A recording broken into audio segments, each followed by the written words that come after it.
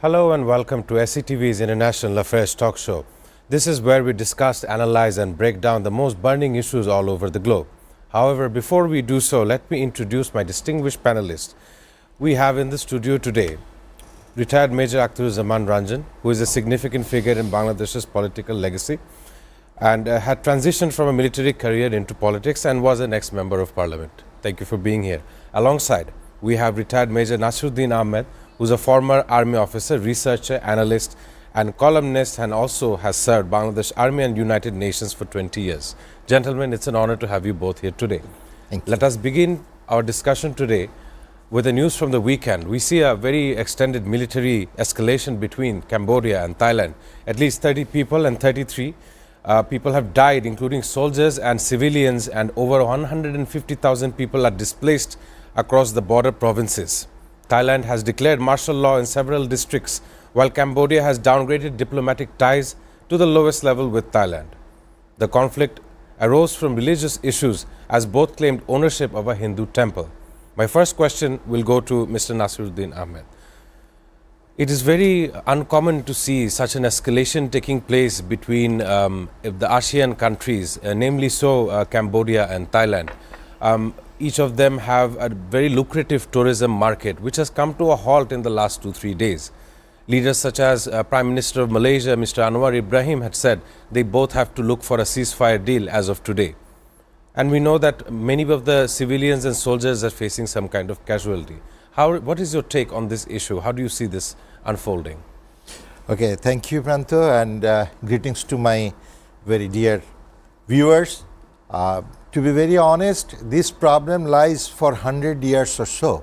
If I can recollect, back in 1907,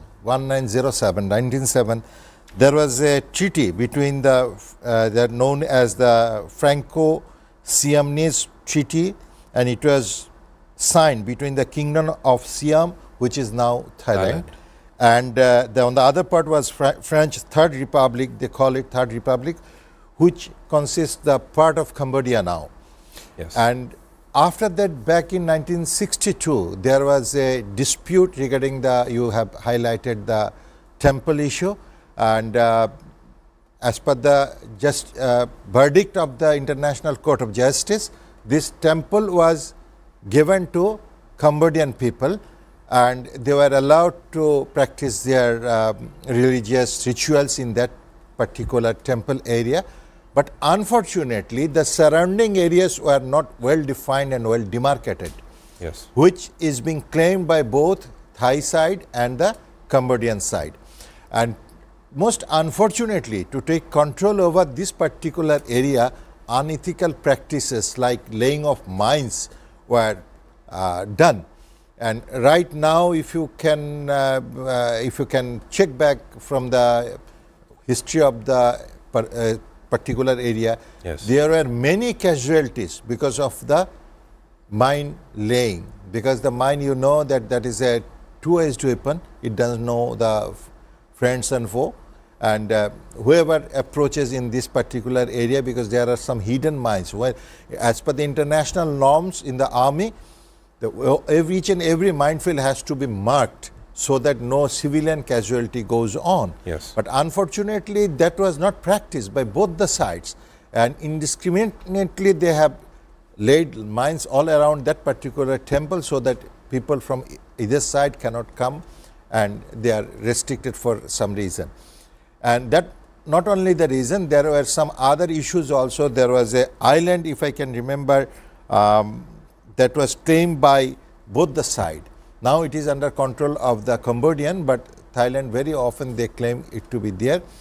And with that, you know, this particular area, Cambodia, Thailand, Vietnam, all these were under various colonies for years together.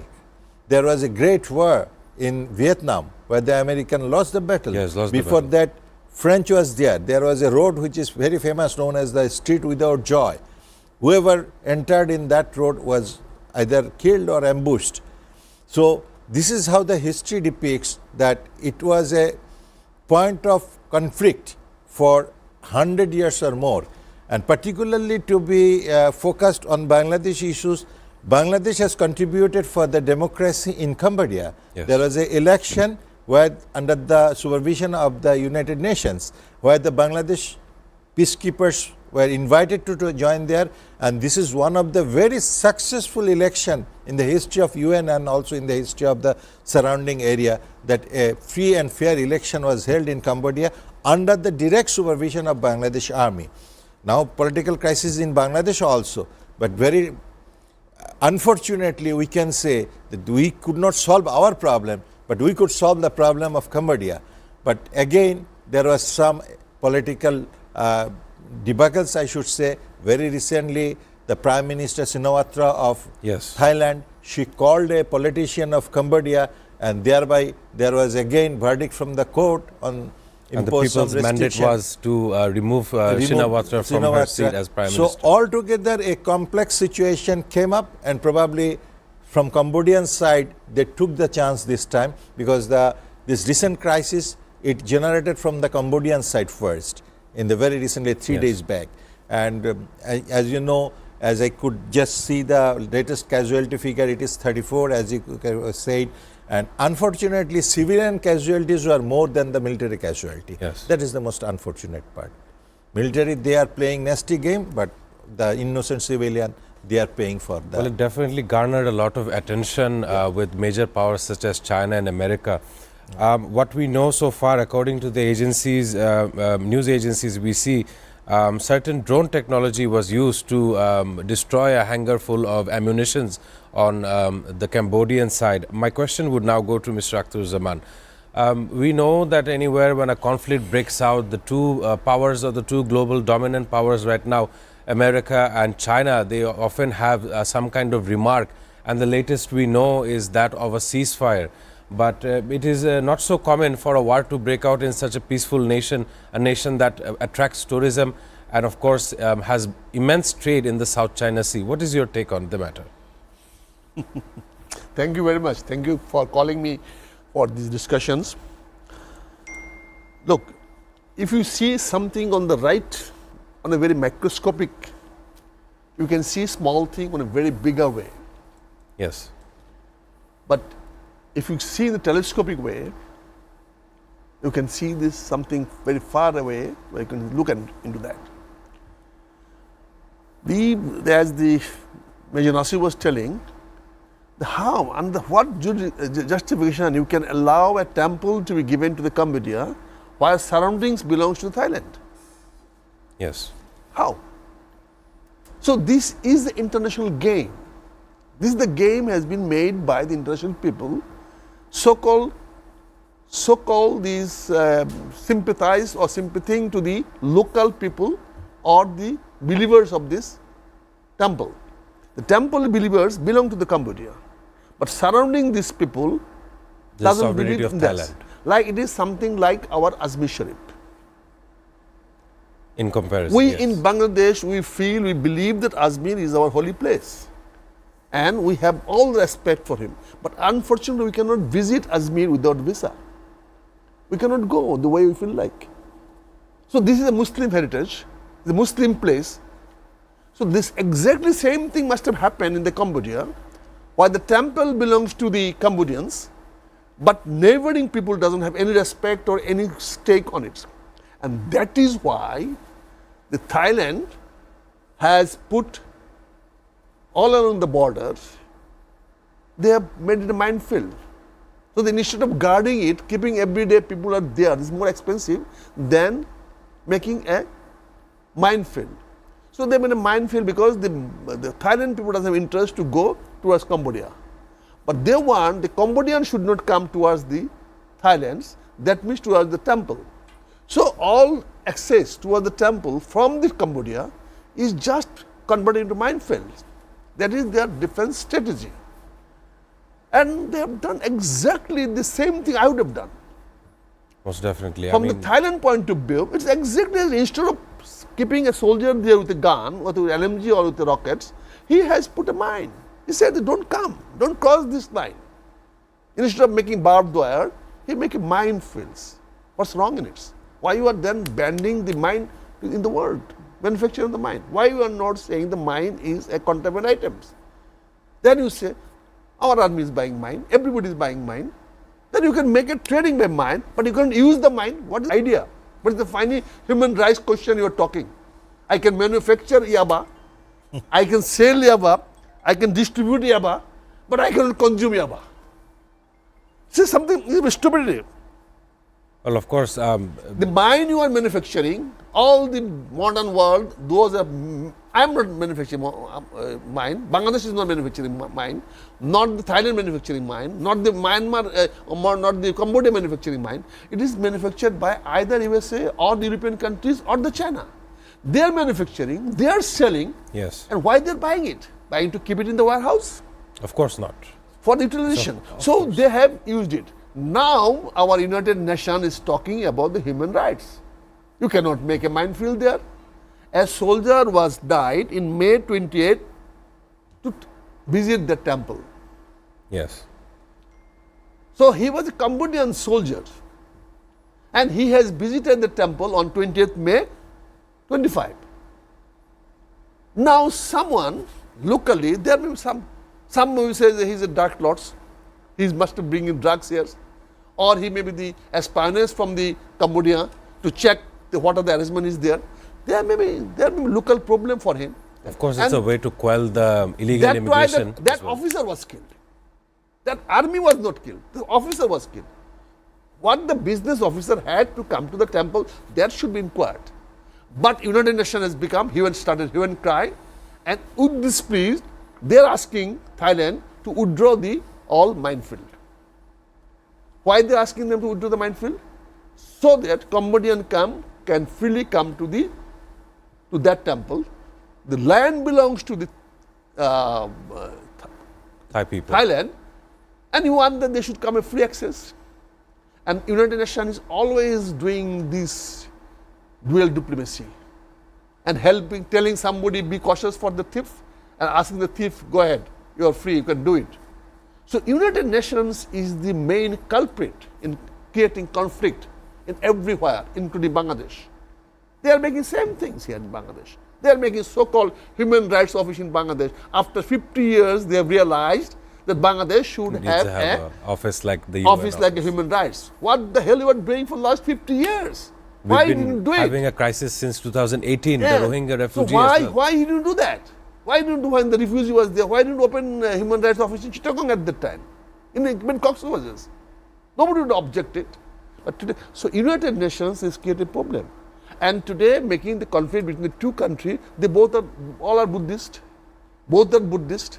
Now you have become, all of a sudden, a prem has come, your love has come for the Hindu temple.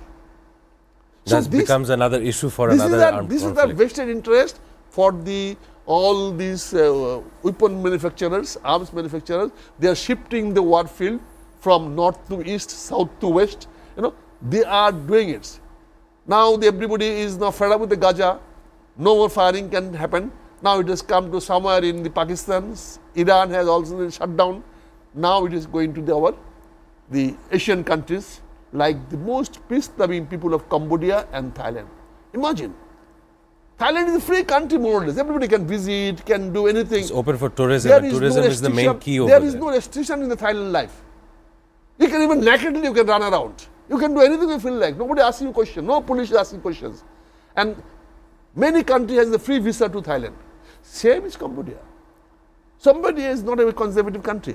It's a very free, fine, peace-loving people. Now these people, United Nations has created this problem in the name of the temple and in the name of the ICG, International Criminal Justice. Yes. They have given the justice to the Cambodia in 1962. They said this temple belongs to the Cambodia. How? And it is ratified again 2011. So why you have to ratify it again? 1962, after so many years of 2011, you have ratified it. Now the other people are not accepting it. Now new conflict has started. After the ratification, people have started opposing it. No, this is Thailand property. Cambodia should not have a right to come. If they want to come, they can come. Like we are Muslims. I cannot visit Kaaba the way I feel like. I have to get a visa. I have to spend money. So my religious right is always curtailed by the state right. country right, government right. So something like this. So I think we are playing. We are trying to make it the more something happen. Now drone is going, so new technology will go. So somebody will sell drone. The drone manufacturer are happy. They are saying, why to put a mine? Buy drone and decimate the land. Of so course. it is the game of the Western world. Thank you, The United Nations are playing for it. Thank you, Mr. Akhtaruzzama. That was very elaborate answering on your end. Of course, as of recent times, we see deadly crises all over the world, and most definitely the UN seems to be, in my opinion as well, someone or a entity that is handicapped in somewhat capacity. However, over the weekend, we realized a major announcement by the European leader of France, Emmanuel Macron, who said he will be recognizing the state of Palestine in September in the UN General Assembly. Of course, from Donald Trump, as you know, the US had rejected such an announcement, and animosity is growing between EU and America. My next question would be to Mr. Nasruddin Ahmed. We know that the state of Gaza has been completely devastated. Every day there is numerous amounts of children and women being killed, soldiers also dying on each other's fronts, from Hamas as well as the IDF.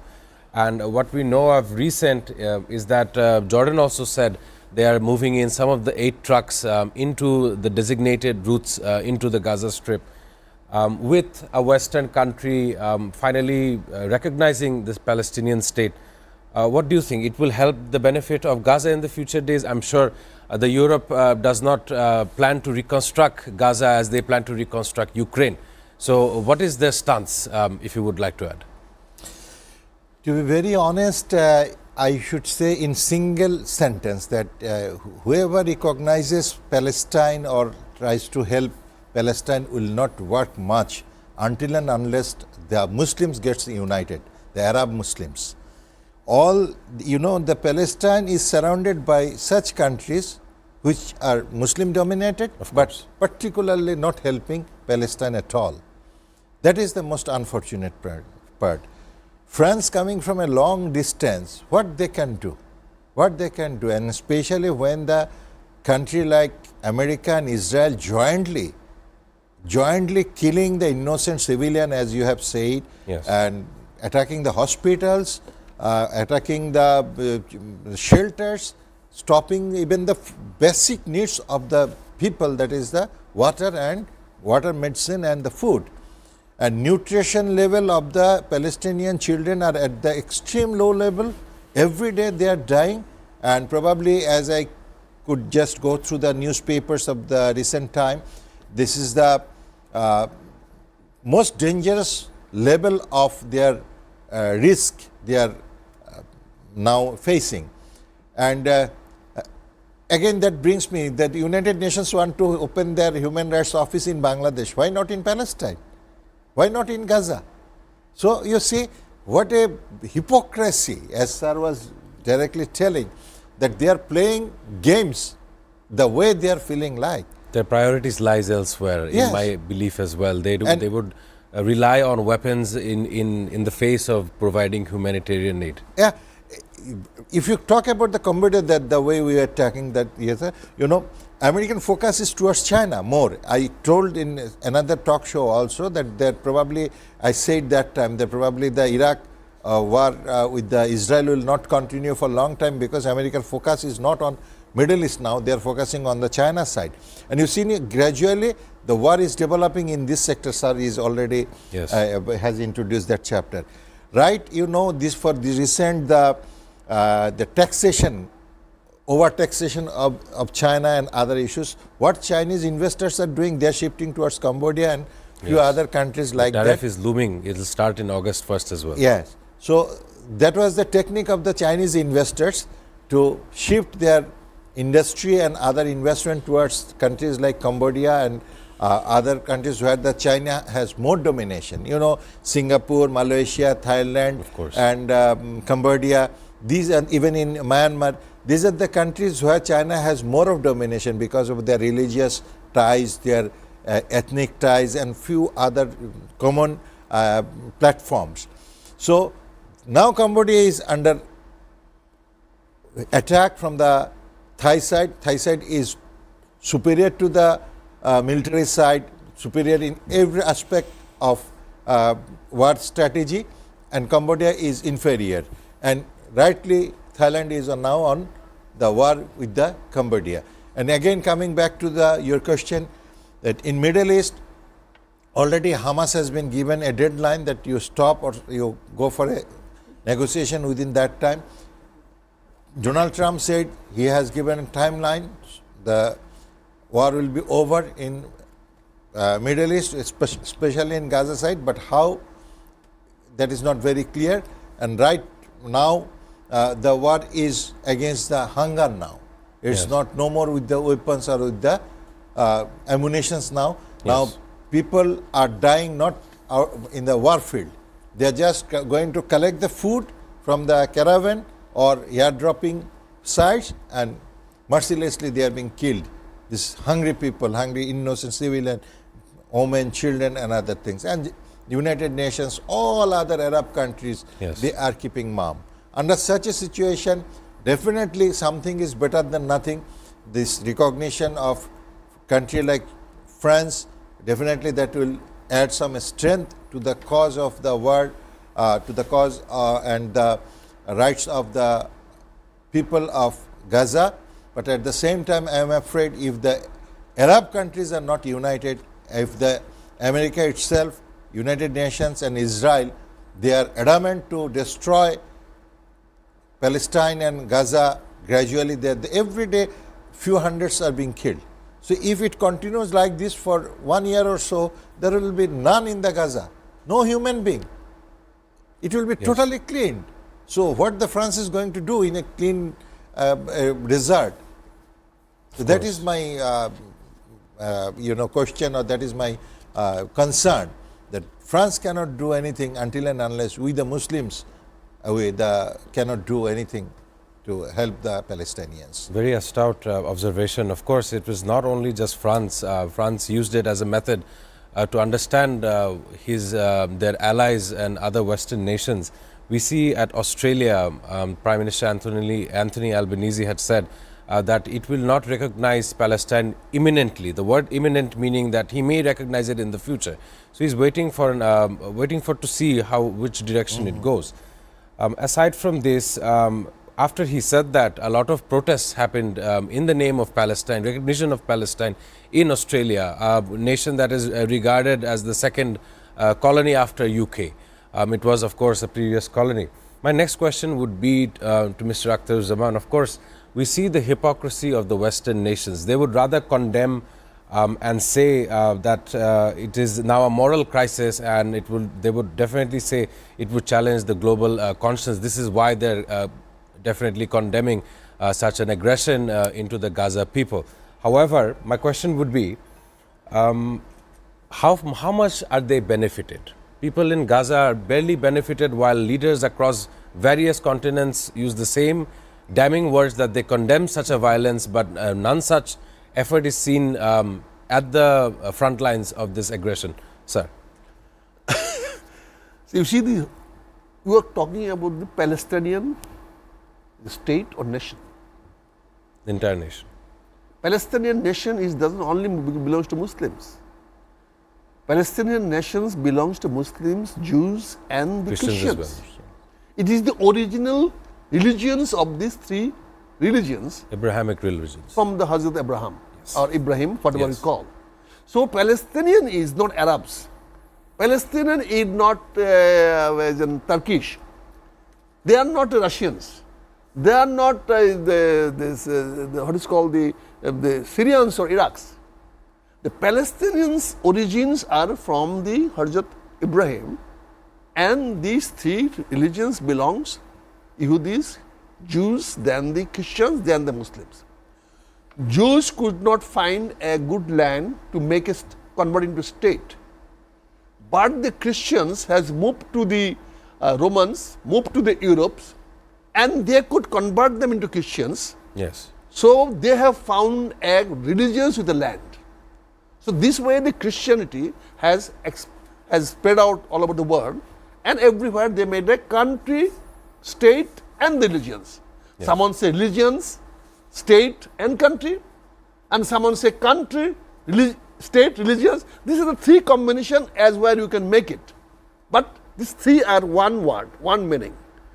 Unfortunately, Jews could not do it. In the historically, Jews could not make a country or could not make a state before Israel's.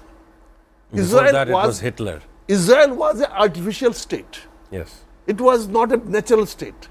Like Bangladesh is not an artificial state, it's a natural state. We have grown and we have revolted many times, revolted against Greeks, revolted against Persians, revolted against Mughals, revolted against the Pakistan, revolted against Indians, British, and we have become a Bangladesh self-born country. We have got religions, we have got a country, and we have got also state. Language. So this has become a different issue. But Palestinian, when you're talking Palestinians, what the Marcos trying or the what trying is France trying to say, Palestinians means you live together. Two-state solution. That can be a stupid idea. You remember before 1757, the France was here also. They had the colony in Bangladesh, in India also. They're also colonial. They are also supporting the anti-British. But ultimately they did not stand for us. They left it, they gone to other countries. But the Indian sovereignty was handed over to East India Company. Now, if we go for Palestinians, the American very correctly says, Palestinian means not what is called the Hamas. Palestinian means cannot be the Al-Fatah. Al-Fatah state, they call it Palestinian states. Hamas doesn't agree to that. What is the conflict between Hamas and the Al-Fatah? Al-Fatah said that we are the Palestinians. Hamas said, no, we are the Palestinians. We are Hamas, we Palestinians. So again, between the Muslims, conflict. My brother was trying to say unifying the Arabs. Arabs was never unified nations. They're always fighting against each other, always. All through from the civilization, if you see this. So that's why Arab was ruled by sometime the Romans, sometime by Persians, sometime by Turkish, sometime by Russians, like the Mongolians. Yes. But Arab was never a singular state. If you see from the history, it was ruled by the Egyptians. Egyptians are pharaohs. Yes. They are neither Arabs, not this. So we Muslim become in Mecca, but we didn't have a state. Islam has come out from the Mecca, but Mecca didn't have a state. And after Second World War, we made a Soviet or Saudi Arabia.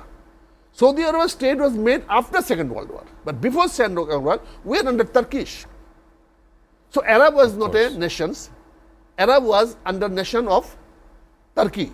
It was controlled by the Turkish Muslims, and Turkish ruler were initially were not Muslim. They converted Muslim. So they made a religions-based ruling by muftis. Muftis doesn't mean that he is a college scholar or qualified. They call muftis who will interpret the Quran.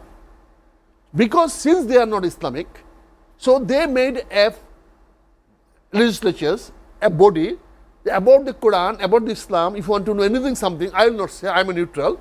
I, as a Turkish king or Turkish sultan, yes, I will not say I have a mufti position. The muftis will say what is Islam or not. But today, mufti is a become degree. I can go to read any universities of Al-Azhar and I get a mufti. But I am not definitely has changed over I am the not years. authority of mufti. I don't have authority of mufti. Maybe I have learned, I have achieved a degree of mufti. That's called degree. So what I'm trying to say, America has got a vision and the plan about the Palestinians. And what they want? They want to expand the Israels as much as it can go up to the Atlantics, so that Israel is more safe and more powerful country, and in future that can be their strongest hub. Since the Israel is a Jews, so they are neutral religions from the Christians, from the Muslims. So the Trump can use them. Whenever required to go against Europe, he can use them Israel. If they want to go against Muslims and against Arab, he can use them. So France is trying to play a role. If you want to recognize, who has stopped you to recognize from the point of view of France? You could Most declare likely yourself. the US. I recognize them. I recognize Palestinian state. Why you are saying that in September you will declare? That means you are trying to make a provocation all over the world, yes. so that everybody comes and oppose you. And then you can say, sorry, I wanted to do it, but I could not do it. This is a bluff, cheating. Mr. Akhtar Zaman, that was definitely a very astute observation. No, thank you very much. If I have got another point, if you give me, allow me later. Sir, Okay. it would be better if I give that to you after the break. Okay, Ladies and gentlemen, this was a very breakdown of what is going on in Israel and Gaza. Ladies and gentlemen, do stay with us as we head for a short break.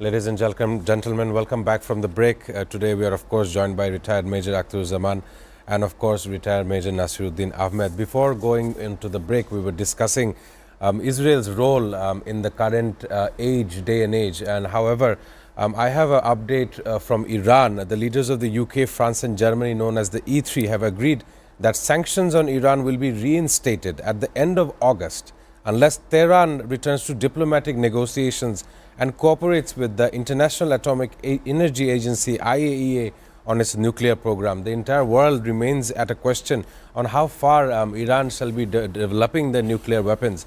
Before the break, we were talking with Mr. Akhtar Zaman regarding how heinous the Israeli state and the team up with America has been. And also with the Iran update, they are forcing the IAEA once again upon its agenda and also threatening to keep the sanctions continuous. Mr. Akhtar Zaman, you were requesting me for another chance at what you wanted to say, so please, Now, if you would. what I'm trying to say, that as you made a statement, the IAEA has made 3 resolutions. They have said that. But if you make any statement, anything, and in the statement if you say unless or if, that means no statements. It's a zero. Yes. Is it just you are making a statements and keeping and making it totally zero when you say unless? Unless is not only, unless is the other part. Yes. If you don't listen, unless you obey this, I will do this. So the ball has been given to the court of the Iran. So why Iran would agree to in the terms of the other country as asking there for it? So they will never ask. So this unless is a very dangerous word. So here they have used unless. And the hearsay has become a, nobody made a statement, no, even IAEA has made the statement. It is that they have come out, the press has made this story. Yes. It is a press story. Like today, I want to come to Bangladesh, in your television, you will find from yesterday, you are scrolling at the headline that within 3-4 days, our chief advisor, Dr. Yunus, is going to declare A timeline. declare the date of elections. Yes. What a false, fabricated news. Totally false and fabricated news. Where Dr. Yunus has said so? In what wording he said so? He has not said, how can anybody else other than chief advisor can say that within 2-3 days he is going to declare? Is he under command of Mr. Mustafa Jamal or under command of Bobby Hazzaz? Is he under command that he is going to obey his orders, what he is going to try to say? So unless word has come like this, he must have said something to them with the unless or if. Yes, election can happen, I can declare within no time. So I can declare within 2-3 days, provided you people do This and this and this and that. So it doesn't mean he's going to say that within 3-4 days he's going to declare. And these stupid politicians, I'm so sorry to tell my friends, they're stupid, without understanding the whole feelings. As you said now, just a few minutes back, that I has said this said. And you have mentioned unless. And I have picked up, I said unless word has made whole sentence is non-operative. This sentence doesn't have any operative meanings because there is an unless. So you are putting it on the second man to react or act. Here, maybe chief advisor must have said something that I can declare election within 2-3-4 days. He can say like this with the confidence, yes, I can do it, provided. He must have said that. He must have given some conditions. So that was definitely very descriptive in comparison. And our media, again, mainland media has picked up that word without realizing that without getting confirmation from the chief advisors, they cannot make this news. So I'm sorry to all our big mainland media. Sir, you have made a false, fabricated news, propagating and misleading the whole nations. You and me, everybody was misled. Even I have found that your proprietor was misled. So this is, we should not do it. We should not take any conclusions, any sentence, any statement, if it is made by if or unless or otherwise. If this sort of phrase is included in the sentence, I will request that. So there will be no such declaration. I am sure election chief advisor has no intention and no reason to declare election day within 3-4 days. It is a false, that is very fabricated important. news. It's a false, fabricated, and more so a mala fide news has been made. Whosoever made the statement, he made the statement with mala fide intentions. So we should be aware of that. And this is what happening all over the world. Everybody is trying to say, like this France has said, Israel is killing each and everybody. And you say a few days back, there's a news that's come. The 60,000 pregnant women are at health risk to give a live child birth. Why 60,000? Why not 33,000? Why not 94,000? Why 60,000? Because what I feel, there is an allegation against Israel. They have killed 60,000 Hamas people. So they have killed 60,000 Hamas people, and mothers are ready to produce another 60,000 people. So it is compensated. Now you give them good health, give them good aid, help them. So we have killed 60,000, and I am also allowing you to give a birth of 60,000. What is stupidity and trying to bluff us by making this news? 60,000 word is a significant figures and an intentional figure.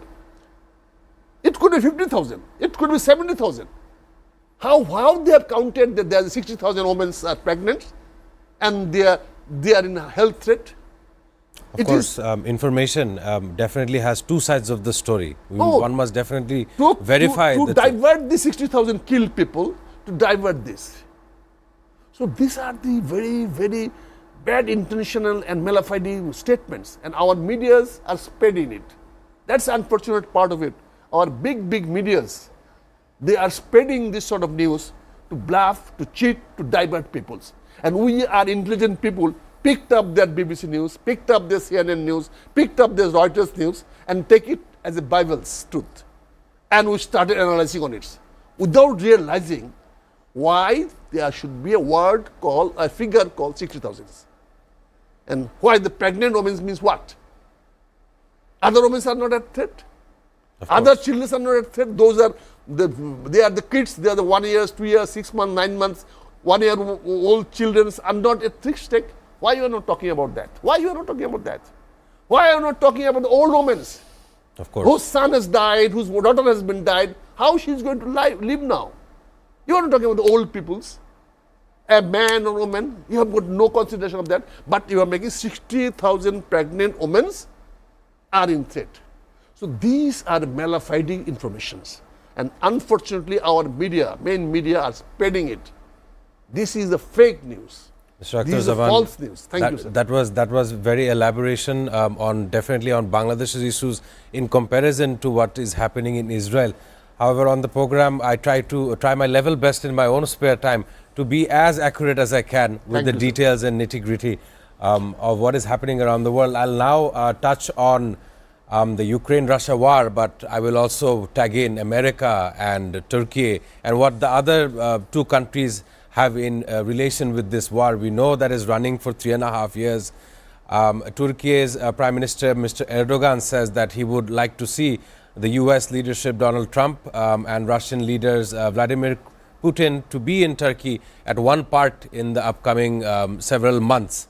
What this would do would be to have a face-to-face sit-down with each leaders in order to solve this Ukraine crisis. My question would be to Mr. Nasiruddin. We know that the war has been prolonged. It has seen various casualties, multiple cities being dominated by the Russian side, majority of Europe feeling the threat, feeling the heat of the Russian aggression. What do you think and how do you think that this will continue on? Do you think there would be a secession? As Donald Trump said, you have 50 days in order to stop this war that's going on. Otherwise, America shall have another 100% secondary tariff. Your observation on the matter? Yeah. So that was very interesting, that how Donald Trump could fix. Another sir has said that 60,000, why from this 60,000 has come, and what is the plan of Donald Trump, that within 50 days what he is going to do. Probably within 50 days he has some other plan. Something is cooking somewhere. Within 50 days it will be totally cooked and ready to serve. But now he is putting this 50 days on the shoulder of Ukrainians and the Russian people, that you solve your problem and then otherwise I am going to do this. And once we are discussing right now, you know, that within last 24 hours more than 200 drones were dropped in Ukraine. Yes. 200 plus, as I was going through the clips during the break time. So you see how devastating activities going on in that. And at the same time, the Ukrainian drones have destroyed the industries of Russia, and particularly within last 24 hours they have destroyed one particular signal equipment manufacturing center where they were producing the jamming equipments in Russia. Yes. So this is how they are destroying each other. In other talk show also I said in this particular platform that as a student of military science, I try to observe this war very keenly, because like Ukraine, we are a small country, and India, our neighbor, is a big country as it is for the Ukraine. The Russia is a very big country. Yes. Now you see, Ukraine being a small country with less of military power and less of military strength could not be destroyed within last 3.5 years.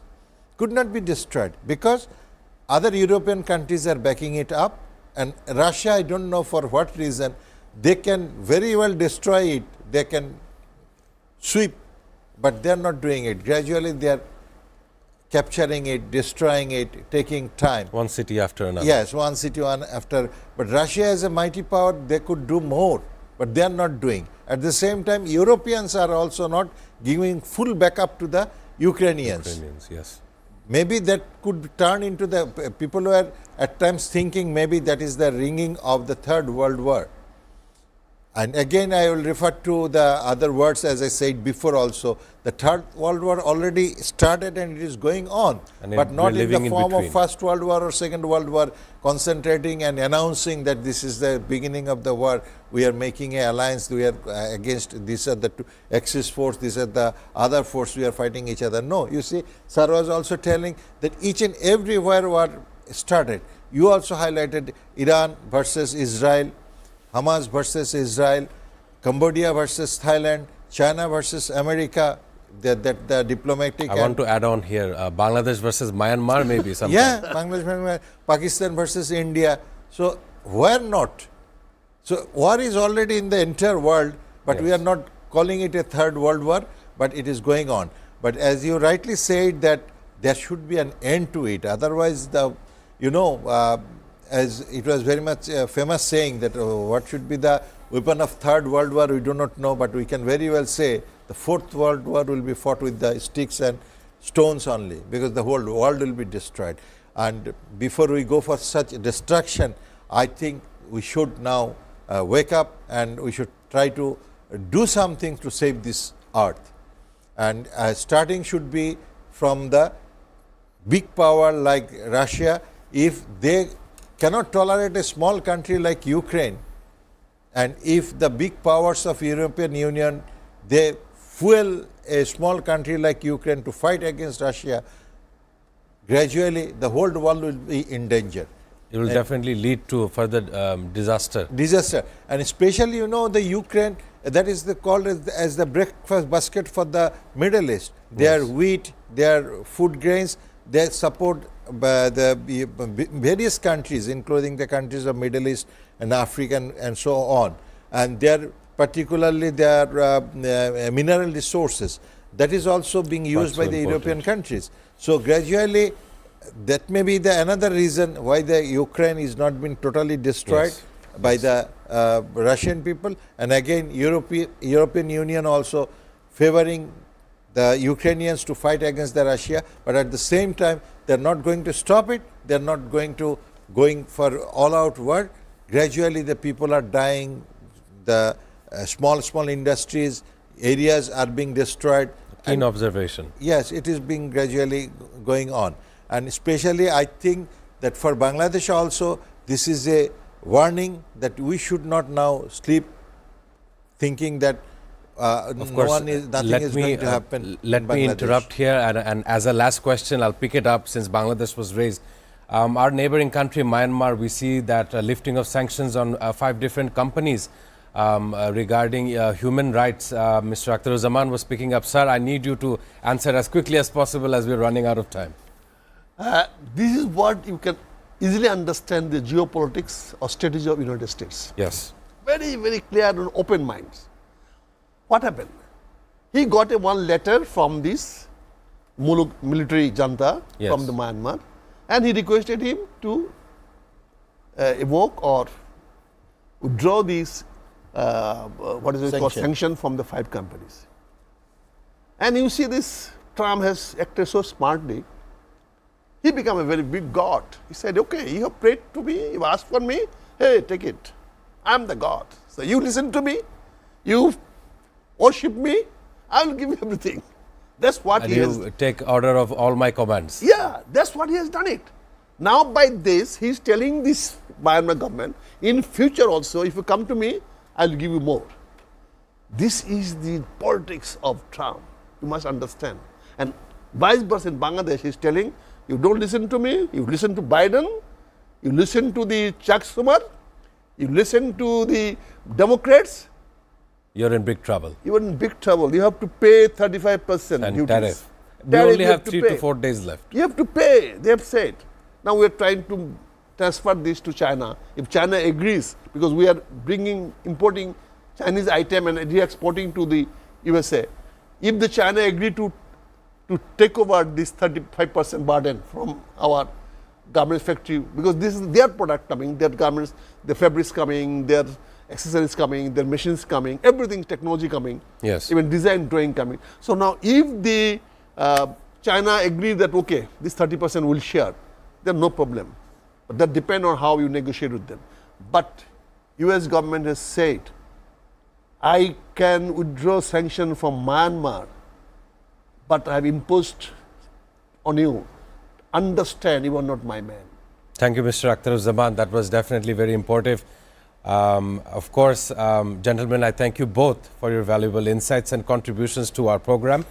And I also thank them for their service in our armed forces of Bangladesh. As I draw closure on today's program, I just want to remember that celebrity and WWE superstar Hulk Hogan had passed away over the weekend, which has left the entire wrestling community in shock.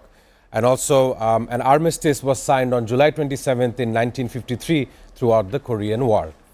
Have a lovely week, ladies and gentlemen. I shall see you on tomorrow's installation.